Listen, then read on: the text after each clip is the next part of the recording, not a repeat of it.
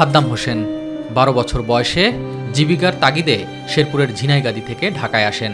2 মেয়ে ও 1 ছেলেসহ 5 জন থাকতেন করাইল বস্তির একটি কক্ষে। একসময় গার্মেন্টসে চাকরি করলেও দিনমজুরের কাজ করে ভালোই চলছিল জীবন।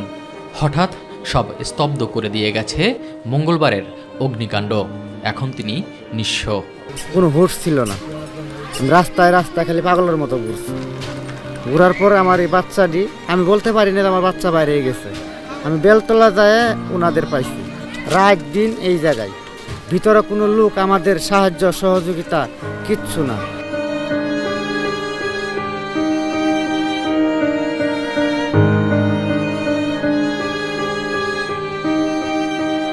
তিরিশ বছর ধরে করাইল বস্তিতে নানা উত্থান পতনের সাক্ষী আসিয়া বেগম।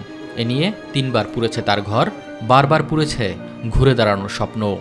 কষ্ট কইরা কইরা সুদ লাভে বসে তুলে তুলে উঠাইছি, আর ওর কাম করে সুদ করে সারি এমনি আবার আগুন লেগে যায়।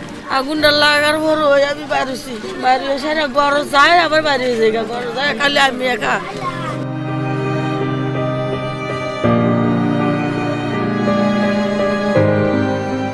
আগুনে আছিয়া সাদ্দামদের মতো বাস্তুহারা এখন অনেক পরিবার, যাদের ঠাঁই হয়েছে খোলা আকাশের নিচে। 4 দিন ধরে রয়েছেন একই কাপড়ে, কোনো কোনো বেলা কাটছে না খেয়েই। আমরা 22টা বারে গিয়ে আছি। এখন নতুন করে কোশিশ করে এখানে তেল পাল্টানো, হয়তো আমাদের এরকম করে থাকতে হবে, তাছাড়া তো আমাদের কোনো উপায় নেই। আল্লাহ যা করছে, আল্লাহ পাকের ইচ্ছে হয়েছে, আল্লাহ করছে। সব হারিয়েও নতুন শুরুর স্বপ্ন দেখেন আগুনে পোড়া করাইলের বস্তিবাসী। পাশে চান সরকার ও বিত্তবানদের।